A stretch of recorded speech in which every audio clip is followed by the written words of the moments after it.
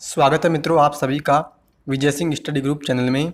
मैं विजय सिंह और मित्रों लक्ष्मीकांत पॉलिटी सीरीज अपनी चल रही है और हमने अभी तक मूल अधिकारों के 4 भाग कंप्लीट कर लिए हैं, जिसमें कि पिछले लेक्चर में मैंने आपसे चर्चा की शोषण के विरुद्ध अधिकार की और साथ ही मैंने धर्म की स्वतंत्रता यानी धर्म की स्वतंत्रता का जो अधिकार हमें संविधान द्वारा दिया गया है उसकी भी मैंने पिछले लेक्चर में आपसे चर्चा की। और मित्रों आज हम चर्चा करेंगे हमारा नेक्स्ट जो मूल अधिकार है यानी संस्कृति और शिक्षा से संबंधित हमें कौन कौन से अधिकार संविधान के द्वारा दिए गए हैं, तो उसी की हम आज चर्चा करेंगे। तो मित्रों अभी तक आपने चैनल सब्सक्राइब नहीं किया तो चैनल को आप सब्सक्राइब कर लें और पास ही के नोटिफिकेशन बेल के ऑल के बटन पर क्लिक कर लें ताकि मेरी सभी वीडियो के नोटिफिकेशन आपको आसानी से मिल सकें। तो मित्रों एक बात मैं आपसे बहुत दिनों से शेयर करना चाह रहा था कि मित्रों जो मैं आपको ये पॉलिटी पढ़ा रहा हूँ और इसमें आप ये देख रहे हैं कि मैंने अंडरलाइन जो चीज़ें की हुई है, तो ये जो अंडरलाइन मैंने जो चीज़ें की है ये इम्पोर्टेंट चीज़ें ही मैंने अंडरलाइन की है। और आप अगर चाहें कि हमें पॉलिटी का नोट्स बनाना है या मूल अधिकारों के आपको अगर नोट्स बनाने हैं तो आप जो है इन अंडरलाइन के जो लाइनें हैं उनका आप उपयोग करके अपने आराम से नोट्स बना सकते हैं। तो मित्रों अब हम आगे बढ़ते हैं, तो बात करते हैं संस्कृति और शिक्षा संबंधी अधिकार की। तो मित्रों कह रहा है अल्पसंख्यकों के हितों का संरक्षण, यानी अल्पसंख्यक जो समुदाय है भारत में रहने वाले उनके जो अधिकार या उनके जो हित हैं उनको किस प्रकार से संविधान के द्वारा संरक्षित किया गया है, तो उसी की हम इस भाग में चर्चा करेंगे। तो कह रहा है अनुच्छेद 29 यह उपबंध करता है कि भारत के किसी भी भाग में रहने वाले नागरिकों के किसी भी अनुभाग को जिसकी अपनी बोली भाषा लिपि संस्कृति को सुरक्षित रखने का अधिकार है। यानी मित्रों ये कह रहा है कि भारत के किसी भी भाग में अगर कोई नागरिक रह रहा है या नागरिकों का कोई भी ऐसा समूह जो किसी भाग में रह रहा है तो उस नागरिकों को समूह को अपनी बोली को अपनी भाषा को या अपनी संस्कृति को सुरक्षित रखने का अधिकार है। यानी मान लीजिए कोई ऐसा समूह है जो किसी स्थान विशेष में रह रहा है तो उस समूह को जो है अपनी भाषा को अपनी संस्कृति को सुरक्षित रखने का उसको अपना पूरा उत्तरदायित्व संविधान के द्वारा मूल अधिकार के रूप में उसे प्रदान किया गया है।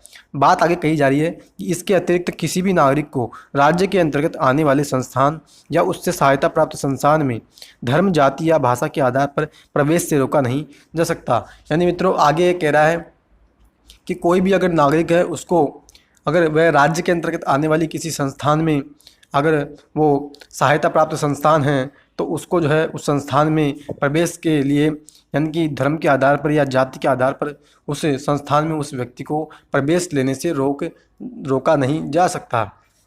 आगे कह रहा है अनुच्छेद 29 धार्मिक अल्पसंख्यक और भाषाई अल्पसंख्यकों को सुरक्षा प्रदान करता है। हालांकि सुप्रीम कोर्ट ने व्यवस्था दी कि इस अनुच्छेद की व्यवस्था केवल अल्पसंख्यकों के मामले में ही नहीं है जैसा कि सामान्यतः माना जाता है, क्योंकि नागरिकों के अनुभाग शब्द का अभिप्राय अल्पसंख्यक और बहुसंख्यक दोनों से है। यानी कि मित्रों ये कह रहा है कि जो अनुच्छेद 29 के अंतर्गत जो अधिकार प्रदान किए गए हैं वो न केवल धार्मिक अल्पसंख्यक, यानी मान लीजिए कि भारत में जो है अल्पसंख्यक की अगर हम भारत में बात करें तो भारत में जो है एक तो मुस्लिम धर्म और सिख, इसके अलावा जैन धर्म और बौद्ध धर्म के जो समुदाय के जो व्यक्ति होते हैं उनको जो है भारत में अल्पसंख्यकों को दर्जा दिया गया है। तो ये कह रहा है कि अगर भारत में धार्मिक अल्पसंख्यक है या कोई भाषाई अल्पसंख्यक है, यानी अगर कोई ऐसे समुदाय हैं जिनकी भाषा जो होती है वो बहुत ही कम, यानी कि वो भाषा भारत में बोलने वाले कुछ ही लोग हैं तो वो भी भाषाई अल्पसंख्यक के अंतर्गत शामिल किए जाते हैं। तो इन दोनों अल्पसंख्यकों की बात कर रहा है कि अगर धार्मिक अल्पसंख्यक हो चाहे भाषाई अल्पसंख्यक की क्यों न हो, दोनों को अनुच्छेद 29 जो है सुरक्षा प्रदान करता है। और फिर कह रहा है कि सुप्रीम कोर्ट ने भी ये कहा कि यह जो 29 के अंतर्गत जो अधिकार अल्पसंख्यकों को दिए गए हैं वो कह रहा है कि सुप्रीम कोर्ट ये कह रहा है कि ये जो 29 के अंतर्गत जो अधिकार दिया गया है वो न केवल अल्पसंख्यकों को बल्कि बहुसंख्यक यानी भारत में जो हिंदू धर्म के जो लोग हैं उनको भी जो है यह अनुच्छेद 29 के अंतर्गत जो है अधिकार प्रदान किया गया है। यानी कि अल्पसंख्यकों के साथ साथ भारत में बहुसंख्यक समुदाय हैं उनको भी भारत में जो है अनुच्छेद 29 के अंतर्गत जो है अल्पसंख्यकों के हितों के संरक्षण का प्रावधान संविधान के द्वारा किया गया है। तो मित्रों नेक्स्ट की अपन बात करें तो नेक्स्ट कहा जा रहा है अनुच्छेद 30 की अपन बात करेंगे। तो कह रहा है कि अनुच्छेद 30 अल्पसंख्यक चाहे धार्मिक हो या भाषाई, उनको निम्न अधिकार प्रदान करता है। यानी मित्रों फिर वही बात कही जा रही है अनुच्छेद 30 में कि चाहे अल्पसंख्यक भाषाई हो या धार्मिक अल्पसंख्यक हो, उन सभी को अनुच्छेद 30 जो है कुछ अधिकार प्रदान करता है। कह रहा है कि सभी अल्पसंख्यक वर्गों को अपनी रुचि की शिक्षा संस्थाओं की स्थापना और प्रशासन का अधिकार होगा। यानी मित्रों जितने भी भारत में अल्पसंख्यक वर्ग यानी चाहे जैन धर्म हो या बौद्ध हो या मुस्लिम धर्म हो या सिख हो, उनको अपनी रुचि के यानी कि अपने इंटरेस्ट के आधार पर वे जो है शिक्षा संस्थाओं की स्थापना कर सकते हैं और उन शिक्षा संस्थाओं को जो है वे चला भी सकते हैं। और नेक्स्ट प्रावधान कह रहा है मित्रों कि राज्य के द्वारा अल्पसंख्यक वर्ग शिक्षा संस्था की किसी संपत्ति के अनिवार्य अर्जन के लिए निर्धारित क्षतिपूर्ति रकम से उनके लिए प्रत्याभूत अधिकार निलंबित या निराकृत नहीं होंगे। और मित्रों आगे बात कही जाइए, राज्य आर्थिक सहायता में अल्पसंख्यकों द्वारा प्रबंधित संस्थानों में विभेद नहीं करेगा। यानी ये कह रहा है कि अगर मान लीजिए राज्य अल्पसंख्यक संस्थानों को अगर वित्तीय सहायता प्रदान करा रहा है तो जो है राज्य जो है किसी भी प्रकार का भेदभाव इन अल्पसंख्यक संस्थानों को वित्तीय सहायता प्रदान करने में नहीं करेगा। और मित्रों आगे बात कही जा रही है कि इस तरह अनुच्छेद 30 के अल्पसंख्यकों की सुरक्षा का विस्तार नागरिकों के किसी अन्य अनुभाग के लिए नहीं है। हालांकि अल्पसंख्यक शब्द को संविधान में कहीं भी परिभाषित नहीं किया गया है।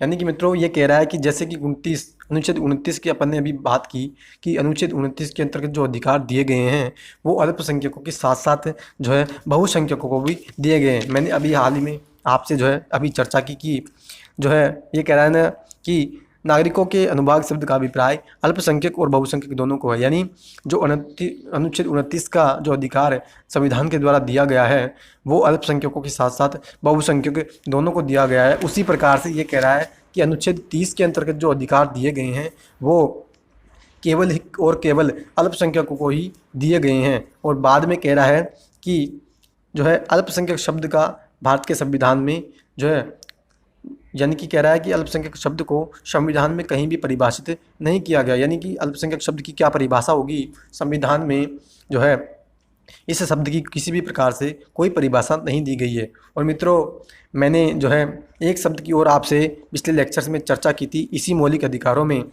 तो वो कौन सा मौलिक अधिकार था कि जिसमें मैंने आपसे चर्चा की थी कि इस शब्द का जो है संविधान में कहीं भी या उसको जो है संविधान में कहीं भी परिभाषित नहीं किया गया है। तो आप तुरंत अभी इसी समय कमेंट बॉक्स में कमेंट करके मुझे भेजें कि मैंने कौन से शब्द की जो है इसी मौलिक अधिकारों में चर्चा की थी आपसे कि जो है कौन सा शब्द है जो संविधान में परिभाषित नहीं किया गया है। और इसी प्रकार से ये दूसरा शब्द है जो अल्पसंख्यक शब्द है कि संविधान में उसको कहीं भी परिभाषित नहीं किया गया है। और मित्रों नेक्स्ट बात कही जा रही है कि आर्टिकल 30 के अंतर्गत उल्लिखित अधिकार अल्पसंख्यकों को अपने बच्चों को अपनी भाषा में शिक्षा का अधिकार भी प्रदान करते हैं। यानी मित्रों ये कह रहा है कि अनुच्छेद 30 के अंतर्गत जो अधिकार दिए गए हैं वो अल्पसंख्यक समुदाय के जो बच्चे हैं उनको उनकी भाषा में शिक्षा का अधिकार भी है अनुच्छेद 30 प्रदान करता है।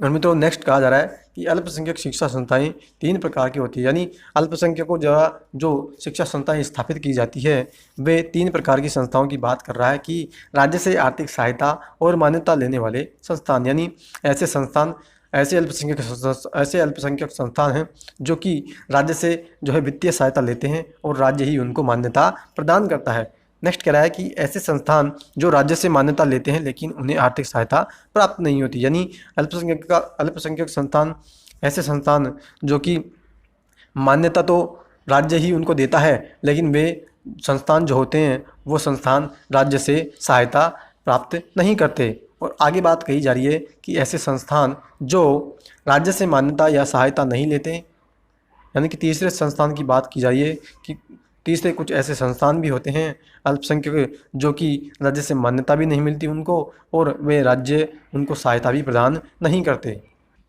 तो फ्रेंड्स ये था अपना अनुच्छेद 29 और 30 के अंतर्गत दिए गए संविधान के द्वारा मौलिक अधिकार जो कि संस्कृति और शिक्षा संबंधी अधिकार से संबंधित हैं, जो कि अल्पसंख्यक समुदायों को शिक्षा संस्थाओं की स्थापना करने और उनका जो है प्रशासन चलाने का अधिकार प्रदान करते हैं। और फ्रेंड्स अब हम बात करेंगे, देखिए अनुच्छेद 30 तक अपने कंप्लीट किया, अब अनुच्छेद 31 की अपन बात करें तो अनुच्छेद 31 की मैंने कई बार आपसे चर्चा की है इसी मौलिक अधिकारों में भी मैंने आपसे चर्चा की थी कि अनुच्छेद 31 जो है उसको 44वें संविधान संशोधन अधिनियम 1978 के द्वारा जो है एक कानूनी अधिकार बना दिया गया था और उसको जो है अनुच्छेद 300 के अंतर्गत शामिल किया जा चुका है। यानी कि अब वह जो अनुच्छेद 31 के अंतर्गत जो मौलिक अधिकार था, कौन सा अनुच्छेद 31 में मौलिक अधिकार है, संपत्ति का अधिकार था, उसको जो है अब कानूनी अधिकार बना करके अनुच्छेद 300 के में उसको शामिल कर दिया गया है और अब उसको जो है एक सामान्य अधिकार माने कानूनी अधिकार उसको बना दिया गया है। तो मित्रों, अब हम बात करेंगे अनुच्छेद 32 की, यानी संवैधानिक उपचारों का अधिकार। यानी अगर मान लीजिए कोई भी जो है सरकार आपके जो है मूल अधिकार हैं उनका अगर कटौती करे या मूल अधिकारों का अगर आपका अनहन हो, तो आप जो है किस किस माध्यम से और किसके बाद जाकर के आप अपने मूल अधिकार को लागू करवाने के लिए जो है दरवाज़ा खटखटा सकते हो, तो उसी की अब हम चर्चा करेंगे। यानी मूल अधिकारों के हनन होने पर आप कहाँ जा सकते हो, तो इसी की बात इस संवैधानिक उपचारों में की जाती है। तो कह रहा है कि संवैधानिक उपचारों के अधिकारों की हम बात करें तो कह रहा है इस तरह अनुच्छेद 32 यानी ये कह रहा है कि मूल अधिकारों की संवैधानिक घोषणा तब तक अर्थहीन, तर्कहीन और शक्तिहीन है जब तक कि कोई प्रभावी मशीनरी उसे लागू करने के लिए न हो। यानी मित्रों, ये कह रहा है कि संविधान जो मूल अधिकार हमें प्रदान किए गए हैं ये तब तक किसी भी प्रकार के मतलब के नहीं हैं जब तक कि कोई संस्था इनको हमारे जो है लागू करने के लिए, यानी कि इन जो मूल अधिकार हैं इनको जो है लागू करने के लिए किसी भी प्रकार की अगर मशीनरी या कोई संस्था ही नहीं है तो ये मूल अधिकार जो है निरर्थक साबित होते हैं। तो कह रहा है कि इसी तरह अनुच्छेद 32 संवैधानिक उपचार का अधिकार प्रदान करता है। दूसरे शब्दों में मूल अधिकारों के संरक्षण का अधिकार स्वयं में ही मूल अधिकार है। यही व्यवस्था मूल अधिकारों को वास्तविक बनाती है। यानी मित्रों, ये कह रहा है कि मूल अधिकारों के संरक्षण का अधिकार यानी जो संवैधानिक उपचारों का अधिकार है वो तो स्वयं में ही एक मूल अधिकार संविधान के द्वारा दिया गया है। और आगे कहा जा रहा है कि डॉक्टर अंबेडकर ने अनुच्छेद 32 को संविधान का सबसे महत्वपूर्ण अनुच्छेद बताया और एक अनुच्छेद जिसके बिना संविधान अर्थविहीन है, यह संविधान की आत्मा और हृदय। यानी अंबेडकर जी के बारे में कह रहा है कि जो डॉक्टर अंबेडकर जी थे उन्होंने अनुच्छेद 32 जो है यानी संवैधानिक उपचारों का जो अधिकार है उसको उन्होंने क्या कहा, उन्होंने कहा कि यह अनुच्छेद 32 संविधान की आत्मा है और हृदय है। और उन्होंने फिर आगे बात कही जा रही है कि सुप्रीम कोर्ट ने भी व्यवस्था दी कि अनुच्छेद 32 में संविधान की मूल विशेषताएं हैं, इस तरह इसे संविधान संशोधन के तहत ही बदला इसे संविधान संशोधन के तहत बदला नहीं जा सकता। यानी मित्रों, फिर सुप्रीम कोर्ट ने भी आगे जाकर के ये बात कही कि अनुच्छेद 32 जो है एक संविधान की जो है मूल विशेषता यानी मूल ढांचे के अंतर्गत जो है यह जो मूल अधिकार हैं वो आते हैं और इसके कारण जो है संविधान संशोधन के तहत भी इनको बदला नहीं जा सकता।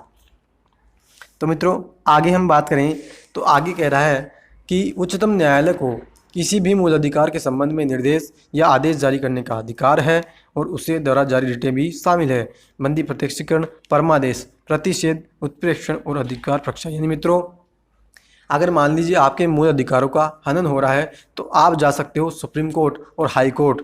और आगे बात की जा रही है कि अगर सुप्रीम कोर्ट में आप जाते हो तो सुप्रीम कोर्ट जो है 5 प्रकार की रिटें आपके लिए जारी कर सकता है जिससे कि आपके मूल अधिकारों की सुरक्षा की जा सके। तो कह रहा है कि बंदी, प्रत्यक्षीकरण, परमादेश, प्रतिषेध, उत्प्रेक्षण और अधिकार प्रक्षा, ये 5 प्रकार की ऐसी रिटें हैं जिसको कि आप सुप्रीम कोर्ट या हाई कोर्ट के माध्यम से जो है जारी करवा सकते हो अपने मूल अधिकारों की रक्षा के लिए। और आगे कह रहा है कि स्पष्ट है कि सुप्रीम कोर्ट नागरिकों के मूल अधिकारों का रक्षक और गारंटी देने वाला है। यानी अगर बात कही जाए कि हमने जो मूल अधिकार है उनकी रक्षा कौन करता है और उनकी गारंटी कौन हमें देता है, तो उसका आंसर होगा सुप्रीम कोर्ट।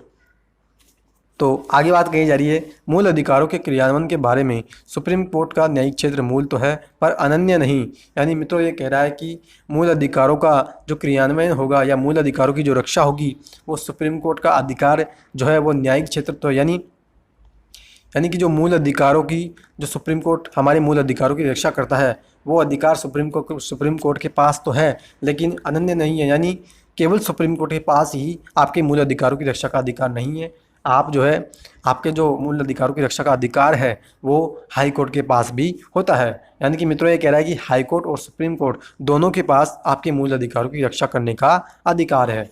और मैंने कई बार आपसे जो है लेक्चर्स में चर्चा की है कि अनुच्छेद 32 के तहत आपके अगर मूल अधिकारों का हनन हो तो आप सीधे सुप्रीम कोर्ट जा सकते हो। और अगर 226 के तहत आप जो है हाई कोर्ट जा सकते हो यदि आपके मूल अधिकारों का हनन हो, और इसी की आगे हम चर्चा भी करेंगे।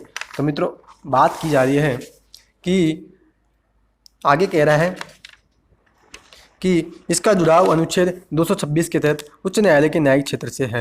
यानी मित्रों, मैंने अभी आपसे चर्चा की कि 226 के तहत आप सुप्रीम कोर्ट या 226 के तहत आप हाई कोर्ट जा सकते हो आपके मूल अधिकारों का यदि हनन हो।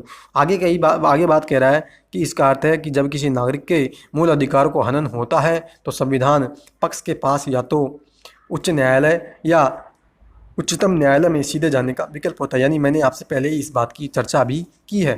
आगे कह रहा है कि अनुच्छेद 32 के द्वारा प्रदत्त अधिकार स्वयं में ही मूल अधिकार है। मूल अधिकारों का हनन होने पर सुप्रीम कोर्ट में जाने का अधिकार, यानी मित्रों ये कह रहा है कि जो आर्टिकल 32 है वो अपने आप में एक मूल अधिकार है। और आगे कह रहा है कि इस तरह अनुच्छेद 32 के तहत वैकल्पिक उपचार आदि पर कोई रोक नहीं है। उच्चतम न्यायालय ने व्यवस्था दी कि जब अनुच्छेद 226 के तहत संविधान संबंधित दल के पास उच्च न्यायालय के माध्यम से राहत का विकल्प मौजूद है तो उसे पहले उच्च न्यायालय में ही जाना चाहिए। यानी मित्रों ये कह रहा है कि ये कह रहा है कि आपके पास जो है हाई कोर्ट में जाने का भी अगर विकल्प है तो आप जो है सुप्रीम कोर्ट में ना जा करके पहले हाई कोर्ट में ही जाएं, ताकि जो है अपने मूल अधिकारों की आप रक्षा कर सके। यही बात इसमें की जा रही है। और मित्रों, अब हम बात करेंगे रिटों की, यानी आपके मूल अधिकारों की रक्षा के लिए सुप्रीम कोर्ट कौन कौन सी रिटें जारी कर सकता है या हाई कोर्ट कौन कौन सी रिटें जारी कर सकती है, उसकी हम इस संदर्भ में चर्चा करेंगे। तो बात कही जा रही है कि सुप्रीम कोर्ट आर्टिकल 32 के तहत और हाई कोर्ट आर्टिकल 226 के तहत रिटें जारी कर सकते हैं। तो कह रहा है बंदी, प्रत्यक्षीकरण, परमादेश, प्रतिषेध, उत्प्रेक्षण और अधिकार पक्षा, यानी ये 5 रिटों की बात इसमें की जा रही है कि ये 5 रिटें आप जारी करवा सकते हो अपने मूल अधिकारों की रक्षा के लिए। और आगे कह रहा है संसद अनुच्छेद 32 के तहत किसी अन्य न्यायालय को भी इन रिटों को जारी करने का अधिकार दे सकती है, चूँकि अभी तक ऐसी कोई व्यवस्था नहीं है। यानी मित्रों ये कह रहा है कि संसद जो है हाई कोर्ट के पास तो पहले से ही है जो है रिटें जारी करने का अधिकार, और सुप्रीम कोर्ट के पास भी है, लेकिन संसद क्या कर सकती है कि संसद जो है हाई कोर्ट और सुप्रीम कोर्ट इन दोनों न्यायालयों के अलावा भी किसी अन्य न्यायालय को भी रिटें जारी करने का अधिकार जो है दे सकती है। और लेकिन आगे यह कह रहा है कि अभी तक जो है संसद ने ऐसी कोई व्यवस्था वर्तमान में नहीं की है। और आगे कह रहा है कि केवल सुप्रीम कोर्ट और हाई कोर्ट ही रिटें जारी कर सकते हैं, कोई अन्य न्यायालय नहीं। यानी कि वर्तमान में सुप्रीम कोर्ट और हाई कोर्ट ही मौलिक अधिकारों की रक्षा के लिए रिटें जारी कर सकते हैं, अन्य न्यायालय जो है रिटें जारी नहीं कर सकता। 1950 से पहले केवल कलकत्ता, बम्बई और मद्रास उच्च न्यायालय को ही रिट जारी करने का अधिकार था। अनुच्छेद 226 अब सभी उच्च न्यायालय को रिट जारी करने की शक्ति प्रदान करता है।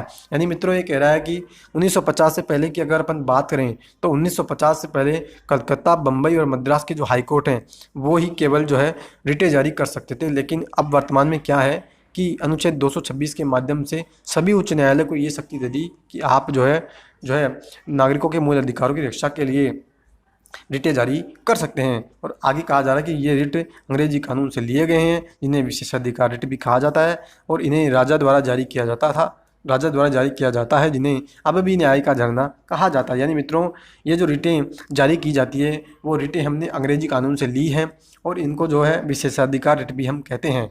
और इसी के बारे में कह रहा है कि जो है पहले पुराने ज़माने में इन्हें राजा जारी किया करते थे, और वर्तमान में कहा जाए तो इनको न्याय का झरना भी कहा जाता है। यानी ये रिटें जो है न्याय प्रदान करती है लोगों को, इसलिए इनको न्याय का झरना भी कहते हैं।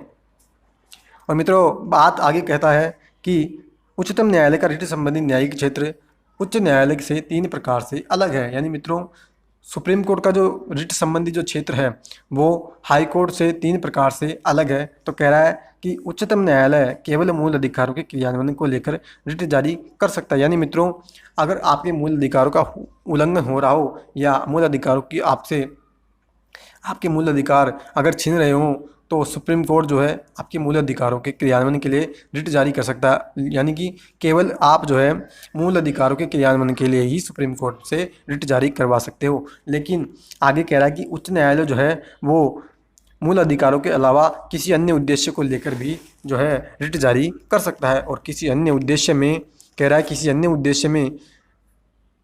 अन्य उद्देश्य शब्द का अभिप्राय यह है कि किसी सामान्य कानूनी अधिकार के संबंध में है। इस तरह सुप्रीम कोर्ट के रिट संबंधित न्यायिक अधिकार उच्च न्यायालय से कम विस्तृत हैं। यानी मित्रों ये कह रहा है कि आप आसान शब्दों में ये समझ लीजिए कि सुप्रीम कोर्ट का जो रिट का क्षेत्र अधिकार, यानी सुप्रीम कोर्ट जो रिटें जारी करती है वो केवल मूल अधिकारों के लिए ही रिटें जारी करती है, लेकिन हाई कोर्ट जो होती है वो मूल अधिकारों के साथ साथ अन्य जो सामान्य कानूनी अधिकार हैं उनके लिए भी जो है रिटें जारी कर सकते हैं। यानी कि जो उच्च न्यायालय का जो रिट का संबंधी जो न्यायिक क्षेत्र है वो बहुत बड़ा है, लेकिन उच्चतम न्यायालय का जो रिट संबंधी जो न्यायिक क्षेत्र है वो कम है, लेकिन हाईकोर्ट का जो न्यायिक क्षेत्र है रिटों से संबंधित वो ज़्यादा है। और मित्रों आगे बात कही जा रही है कि अनुच्छेद 32 के अंतर्गत उपचार अपने आप में मूल अधिकार हैं, इसलिए उच्चतम न्यायालय अपने रिट न्यायिक क्षेत्र को नकार नहीं सकता। यानी मित्रों ये कह रहा है कि उच्चतम न्यायालय यानी सुप्रीम कोर्ट जो है वो रिटें जारी करने से मना नहीं कर सकता। और दूसरी ओर कह रहा है कि अनुच्छेद 226 के तहत उपचार विवेकानुसार, इसलिए उच्च न्यायालय अपने रिट संबंधी न्यायिक क्षेत्र के क्रियान्वयन को नकार सकता है। यानी मित्रों ये आसानी से ये कह रहा है कि सुप्रीम कोर्ट जो होगा वो आपके मूल अधिकारों की रक्षा के लिए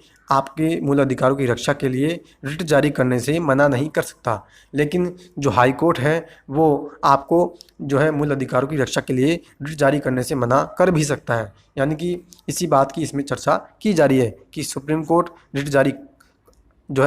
कोर्ट इस बात के लिए बाध्य है कि उसे मूल अधिकारों की रक्षा करने के लिए रिट जारी करना ही है, लेकिन उच्च न्यायालय इस बात के लिए किसी भी प्रकार से बाध्य नहीं है कि उसे मूल अधिकारों की रक्षा के लिए रिट जारी करना होगा। और आगे कहा जा रहा है कि सुप्रीम कोर्ट को मूल अधिकारों का रक्षक और गारंटी देने वाला बनाया गया। यानी मित्रों सुप्रीम कोर्ट ही एक ऐसी संस्था है जो व्यक्तियों के मूल अधिकारों की रक्षा और उसकी गारंटी प्रदान करती है। तो मित्रों ये था अपना रिटों की अपने सामान्य चर्चा की। तो फ्रेंड्स अब हम चर्चा करने जा रहे हैं जो सुप्रीम कोर्ट और हाई कोर्ट के द्वारा रिटें जारी की जाती है। तो उसमें पहली रिट की अपन बात करेंगे। तो पहली रिट है बंदी प्रत्यक्षीकरण यानी हैबियस कॉर्पस की बात इसमें की जा रही है। तो कह रहा है इसे लैटिन भाषा से लिया गया है, इसका शाब्दिक अर्थ होता है को प्रस्तुत किया जाए।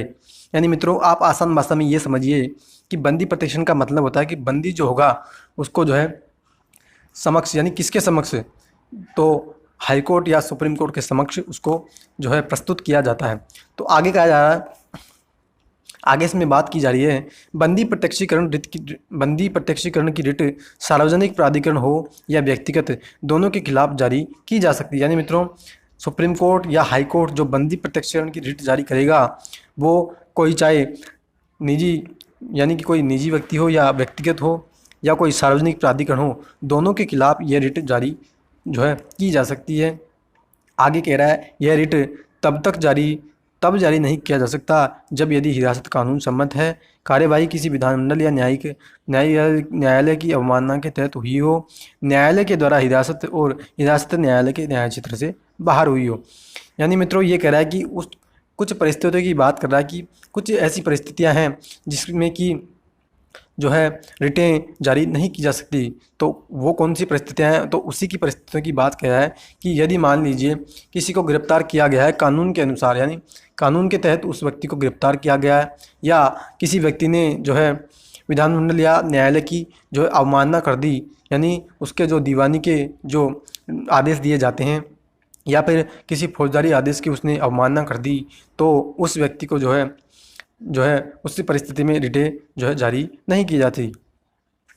तो फिर कह रहा है कि आगे दूसरी रिट की अपन बात कर रहे हैं, परमादेश की अपन बात करें तो कह रहा है कि परमादेश को देखिए मैंडेमस भी इंग्लिश में कहा जाता है। तो कह रहा है इसका शाब्दिक अर्थ होता है हम आदेश देते हैं। यह एक नियंत्रण है जिसे न्यायालय द्वारा सार्वजनिक अधिकारियों को जारी किया जाता है ताकि उनसे उनके कार्यों और उसे नकारने के संबंध में पूछा जा सके। यानी मित्रों आसान भाषा में ये कह रहा है कि इसके माध्यम से सुप्रीम कोर्ट जो है आदेश यह देता है किसको, कि सार्वजनिक जो अधिकारी होते हैं उनको ये आदेश देता है कि आपने जो है किस अधिकार के तहत आपने जो है अपने कार्यों या जो आपके जो कार्य हैं उनसे आपने जो है आपने मना किया है, यानी आपने किस के तहत आपने अपने कार्यों को करने से मना किया है। इसे किसी भी सार्वजनिक इकाई, निगम, अधीनस्थ न्यायालय, प्राधिकरण या सरकार के खिलाफ समान उद्देश्य के लिए जारी किया जा सकता है। यानी मित्रों यह जो परमादेश की रिट है वो किसी प्राधिकरण हो या कोई सरकार ही क्यों न हो या अधीनस्थ न्यायालय हो तो उनके खिलाफ जो है इसे जारी किया जा सकता है। आगे कह रहा है परमादेश रिट जारी नहीं की जा सकती, यानी कौन कौन से या कौन कौन सी संस्थाएं हैं या कौन जो है परिस्थितियां हैं कि उनके विरुद्ध परमादेश रिट जारी नहीं की जा सकती। तो कह रहा है निजी व्यक्ति या इकाई के विरुद्ध, यानी कोई निजी व्यक्ति है उसके खिलाफ परमादेश की रिट जारी नहीं की जा सकती। आगे कह रहा है कोई गैर संवैधानिक विभाग है या कोई संविदात्मक दायित्व को लागू करने के विरुद्ध या भारत के राष्ट्रपति या राज्यपाल या फिर उच्च न्यायालय के मुख्य न्यायाधीश जो न्यायिक क्षमता में कार्यरत है। यानी मित्रों अगर आप ये कहें कि नहीं मुझे भारत के राष्ट्रपति के खिलाफ रिट जारी करवानी है या राज्यपाल के खिलाफ या फिर उच्च न्यायालय के मुख्य न्यायाधीश के खिलाफ जारी करवानी है तो आप जो है इनके खिलाफ रिट जारी नहीं करवा सकते। आगे कह रहा है तीसरी रिट की अपन बात करेंगे। प्रतिषेध रिट की बात की जा रही है कि इसका शाब्दिक अर्थ है रोकना, यानी किसी उच्च न्यायालय के द्वारा अधीनस्थ न्यायालय को या अधिकरणों को अपने न्याय क्षेत्र से उच्च न्यायिक क्षेत्र कार्यों को करने से रोकने के लिए यही रिट जारी की जाती है। यानी मित्रों मान लीजिए कोई अधीनस्थ न्यायालय है और उसने अपने अधिकार क्षेत्र से आगे बढ़ कर के कोई ऐसा काम करना स्टार्ट कर दिया तो सुप्रीम कोर्ट या हाई कोर्ट क्या करेगा कि उसको जो है यानी कि यह जो रिट होगी वो उच्च न्यायालय जारी करेगा कि उससे अधीनस्थ न्यायालय को ये कहेगा कि आप जो है अधिकार क्षेत्र से बाहर जाकर के अपना काम नहीं कर सकते। और आगे कही जा रही है, आगे बात यह कहता है कि प्रतिषेध संबंधी रिट सिर्फ न्यायिक और अर्ध न्यायिक प्राधिकरणों के विरुद्ध ही जारी किए जा सकते हैं। यानी ये जो प्रतिषेध की जो रिट है वो न्यायिक और अर्ध न्यायिक जो प्राधिकरण होते हैं उनके खिलाफ ये रिट जारी की जा सकती है। ये प्रशासनिक प्राधिकरण, विधायी निकाय और निजी व्यक्ति या निकायों के उपलब्ध नहीं है। यानी मित्रों कोई प्रशासनिक प्राधिकरण या कोई कानूनी निकाय है या फिर निजी व्यक्ति ही क्यों न हो उनके खिलाफ आप प्रतिषेध रिट जारी नहीं करवा सकते, या जो है हाई कोर्ट जो होता है वो प्रतिषेध संबंधी रिट जारी नहीं कर सकता। और मित्रों आगे चौथी रिट की बात कही जा रही है जो कि सर्टोरी की बात है, यानी उत्प्रेषण की बात इसमें कही जा रही है। इसका शाब्दिक अर्थ होता है प्रमाणित होना या सूचना देना। इसे एक उच्च न्यायालय के द्वारा अधीनस्थ न्यायालय को या अधिकरणों को या लंबित मामलों के स्थानांतरण को सीधे या पत्र जारी करके जारी किया जा सकता है। यानी मित्रों आसान भाषा में ये कह रहा है कि उच्च न्यायालय क्या करेगा कि अधीनस्थ न्यायालय को जो है रिट जारी करेगा। क्यों? क्योंकि मान लीजिए अधीनस्थ न्यायालयों में जो है लंबित मामले पड़े हैं तो उन लंबित मामलों को जो है उच्च न्यायालय अपने यहाँ पे मंगवा लेगा और उससे मंगवाने के लिए जो जारी की जाने वाली रिट है उसी को उत्प्रेषण रिट कहा जाता है।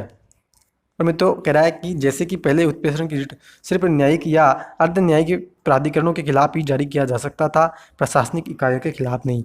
यानी मित्रों पहले की बात अपन कर रहे हैं कि ये कह रहा है कि पहले जो क्या होता था कि उत्प्रेषण की जो रिट है वो न्यायिक जो क्षेत्र हैं यानी सिर्फ न्यायिक के खिलाफ ही और अर्ध न्यायिक जो प्राधिकरण हैं उनके खिलाफ ही ये रिट जारी की जा सकती थी। यानी जो निजी जो व्यक्ति होते हैं उनके खिलाफ ये रिट जारी नहीं की जा सकती थी।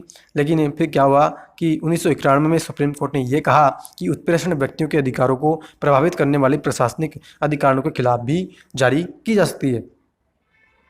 यानी मित्रों ये कह रहा है कि आगे जाकर के सुप्रीम कोर्ट ने फिर ये कहा कि जो उत्प्रेषण की जो रिट है वो प्रशासनिक अधिकरण जो होते हैं उनके खिलाफ भी जारी की जा सकती है। और आगे कह रहा है कि प्रतिषेध की तरह उत्प्रेषण भी विधिक निकाय और निजी व्यक्तियों या इकाइयों के विरुद्ध उपलब्ध नहीं है। यानी मित्रों प्रतिषेध की तरह जो उत्प्रेषण की जो रिट है वो भी विधायी निकाय या निजी व्यक्तियों के खिलाफ जारी नहीं की जा सकती। और मित्रों आगे कह रहा है अधिकार परीक्षा की यानी पाँचवीं रिट की बात की जा रही है। तो कह रहा है शाब्दिक अर्थ में इसका अर्थ किसी प्राधिकृत या वारंट के द्वारा इसे न्यायालय द्वारा किसी व्यक्ति या सार्वजनिक कार्यालय में दायर अपने दावे की जांच के लिए जारी किया जा सकता है। यानी मित्रों ये कह रहा है कि अगर मान लीजिए किसी व्यक्ति के द्वारा सार्वजनिक कार्यालय में कोई पद या कोई दावा किया जाता है तो उसी को जांच करने के लिए जो है ये रिट जारी की जाती है। यह किसी व्यक्ति के द्वारा लोक कार्यालय के अवैध अनाधिकार ग्रहण करने को रोकता है। यानी मान लीजिए कोई व्यक्ति है और उसने लोक कार्यालय में अवैध पद धारण कर लिया तो उसी के लिए यह रिट जारी की जाती है। तो मित्रों ये थी अपने जो है सुप्रीम कोर्ट या हाई कोर्ट के द्वारा जारी की जाने वाली 5 रिटों की हमने बात की। और मित्रों अब हम बात कर रहे हैं यानी कि अनुच्छेद 32 जो कि संवैधानिक उपचारों का अधिकार है उसके द्वारा जो है 5 रिटें जारी की जाती है, उसकी हमने चर्चा की।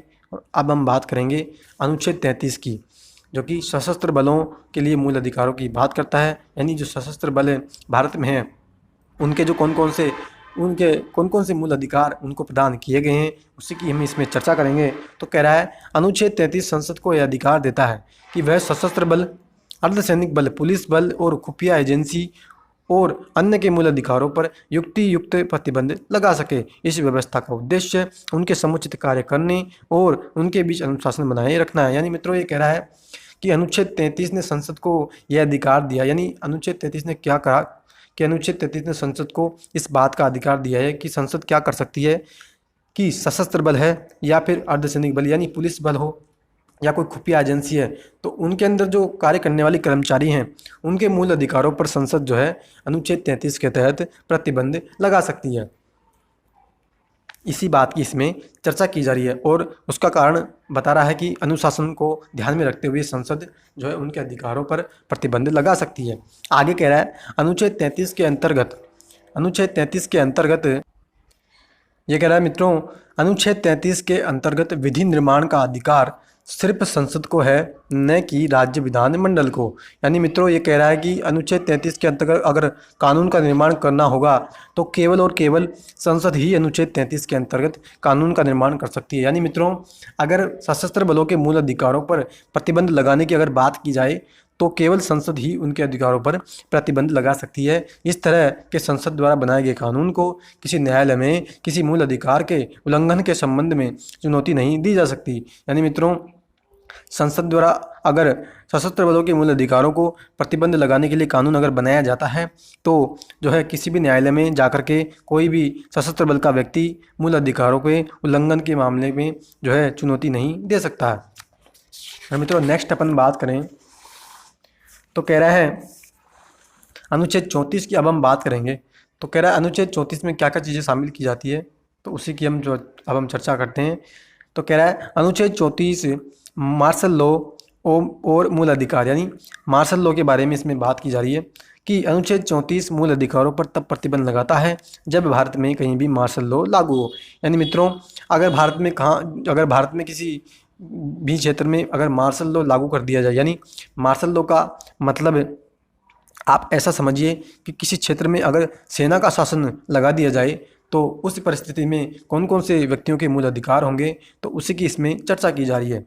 तो कह रहा है कि अनुच्छेद 34 में मार्शल लॉ की बात इसमें कही जा रही है।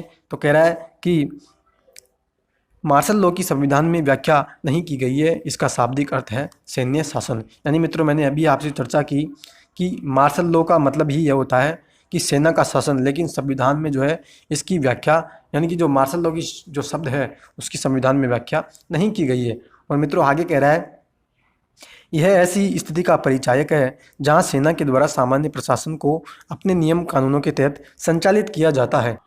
यानी सेना ही अपने जो नियम कानून हैं उसके माध्यम से जो है प्रशासन को चलाती है। इस तरह वहाँ साधारण कानून निलंबित हो जाता है और सरकारी कार्यों को सैन्य अधिकरणों के अधीन किया जाता है। यानी मित्रों ये सामान्य शब्दों में अगर मैं आपसे ये कहूँ तो ये इस बात की चर्चा कर रहा है कि अगर मान लीजिए किसी क्षेत्र विशेष में अगर सैन्य शासन लगा दिया जाए तो फिर वहाँ पे सेना का शासन यानी सेना ही वहाँ पे प्रशासन करती है, यानी फिर सरकारें वहाँ पे प्रशासन नहीं करती और सेना के जो कानून होते हैं उसी के आधार पर वहाँ पे प्रशासन किया जाता है।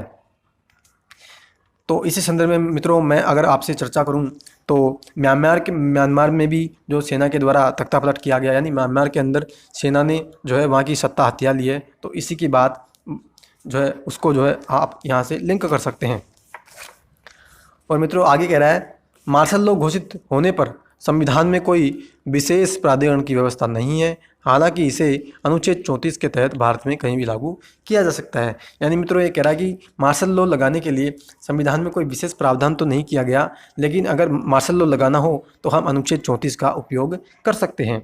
आगे कह रहा है मार्शल लॉ को असाधारण परिस्थिति जैसे युद्ध, अशांति, दंगे या कानून का उल्लंघन आदि में लागू किया जाता है। यानी मित्रों ये कह रहा है कि अगर भारत देश में किसी दूसरे देश के साथ युद्ध हो जाए या दंगे हो जाए तो उस परिस्थिति में भारत में मार्शल लॉ हम लगा सकते हैं। तो मित्रों ये था अपना जो है मार्शल लॉ की हमने बात की और अनुच्छेद 34 की हमने बात की। और फ्रेंड्स अब हम बात करते हैं अनुच्छेद 35 की। तो अनुच्छेद 35 की अपन बात करें तो कह रहा है अनुच्छेद 35 केवल संसद को कुछ विशेष मूल अधिकारों को प्रभावी बनाने के लिए कानून बनाने की शक्ति प्रदान करता है। यह अधिकार राज्य विधानमंडल को नहीं है। यानी मित्रों, सामान्य शब्दों में अनुच्छेद 35 ये कह रहा है कि कुछ मूल अधिकार ऐसे हैं जिनको अगर लागू करना हो या उनको प्रभावी बनाना हो, तो उनको प्रभावी बनाने के लिए अगर कानून बनाना है तो कानून बनाने की शक्ति जो होगी वो केवल संसद को ही होगी। यानी कुछ मूल अधिकारों को लागू करने के लिए कानून बनाने की शक्ति केवल संसद के पास है। यानी कि राज्य विधानमंडल कुछ मूल अधिकारों को लागू करने के लिए किसी भी प्रकार का कानून नहीं बना सकता। और फ्रेंड्स कह रहा है, यानी कि मित्रों यहाँ पे मैंने लिख रखा है शॉर्ट में कि अनुच्छेद 16, अनुच्छेद 17, अनुच्छेद 32, 33, 34 और 23, यानी कि ये जो 6 मूल अधिकार हमें मिले हैं, इन मूल अधिकारों से संबंधित किसी भी प्रकार का अगर कानून बनाना हो तो केवल ही संसद ही कानून बना सकती है। तो कह रहा है इस दिशा में अनुच्छेद 35 निम्न व्यवस्था करता है कि संसद के पास, यानी कि विधानमंडल के पास नहीं, यानी केवल संसद के पास ही यह शक्ति है कि निम्न कानूनों का बनाने का संसद को अधिकार होगा। तो कह रहा है किसी राज्य या केंद्र शासित या स्थानीय या अन्य प्राधिकरण में किसी रोजगार या नियुक्ति हेतु निवास की व्यवस्था। यानी मित्रों, अनुच्छेद 16 को लागू करने के लिए अगर किसी प्रकार का कानून बनाना है तो केवल संसद बनाएगी। अनुच्छेद 32 से संबंधित कानून संसद बनाएगी। अनुच्छेद 33 जो कि सशस्त्र बलों की मूल अधिकारों से संबंधित है, उससे संबंधित अगर कोई कानून बनाना है तो वो भी संसद ही बनाएगी। या फिर अनुच्छेद 34 की बात करें जो कि अपन मार्शल लॉ की बात करते हैं, तो उसके लिए भी संसदों को ही कानून बनाना होगा। और फिर बात की जा रही है कि संसद के पास मूल अधिकारों के तहत दंडित करने के लिए कानून बनाने का अधिकार होगा, जिसमें शामिल है अनुच्छेद 17 और अनुच्छेद 23। यानी अनुच्छेद 17 जो अस्पृश्यता से संबंधित है और अनुच्छेद 23 जो मानव के दुर्व्यवहार और बलात्कार से संबंधित है, उससे संबंधित भी अगर कोई कानून बनाना है तो वो कानून भी संसद ही बनाएगी। तो मित्रों, ये था अपना जो अनुच्छेद 35। तो इस प्रकार हमने सभी मूल अधिकारों की मैंने आपसे चर्चा की। तो आपने इस प्रकार सभी मूल अधिकार जो है मेरे माध्यम से पढ़ लिए हैं। तो आपको आज की वीडियो कैसी लगी, आप जो है अपनी प्रतिक्रिया कमेंट बॉक्स में लिखना ना भूलें। और मित्रों, चैनल को आप ज़रूर सब्सक्राइब कर लें। और फ्रेंड्स, आप जो है लगातार मेरे साथ बने रहें, क्योंकि संपूर्ण जो है लक्ष्मीकांत या संपूर्ण पॉलिटी ही क्यों ना हो, मैं आपको इसमें कंप्लीट करवाऊँगा। और मैं आपसे दावा करता हूँ, यानी आप यकीन नहीं करोगे कि जो है आपकी पॉलिटी इतनी मजबूत हो जाएगी कि आपको कहीं और से तो पॉलिटी पढ़ने की ज़रूरत ही नहीं चाहिए। भारत का कोई सा ही छोटा से बड़ा या छोटा से छोटा या बड़ा से बड़ा क्यों एग्ज़ाम ही क्यों ना हो, तो आप जो है पॉलिटी फाइट कर जाओगे। तो मित्रों, जो अब हम मिलेंगे नेक्स्ट लेक्चर में। आगे बात करेंगे, किसकी बात करेंगे तो मैं आपको बता दूं, मूल अधिकारों की आलोचनाओं की। यानी मूल अधिकार हमारे को संविधान के द्वारा दिए गए, लेकिन मूल अधिकारों की जो है लोगों ने किस किस प्रकार से आलोचनाएं की, तो उसी की हम अगले लेक्चर में चर्चा करेंगे। इसके अलावा मूल अधिकारों के महत्व की भी हम चर्चा करेंगे कि मूल अधिकारों का आखिर महत्व क्या है, क्यों हमें मूल अधिकार मिले, मूल अधिकारों को लागू करने के लिए हमें किस किस परिस्थितियाँ उस समय बनी, और संविधान सभा के द्वारा मूल अधिकारों को क्यों हमें दिया गया। तो इन सभी की हम अगले लेक्चर में चर्चा करेंगे। तो मित्रों, तब तक के लिए have a nice day, thank you and Vande Mataram.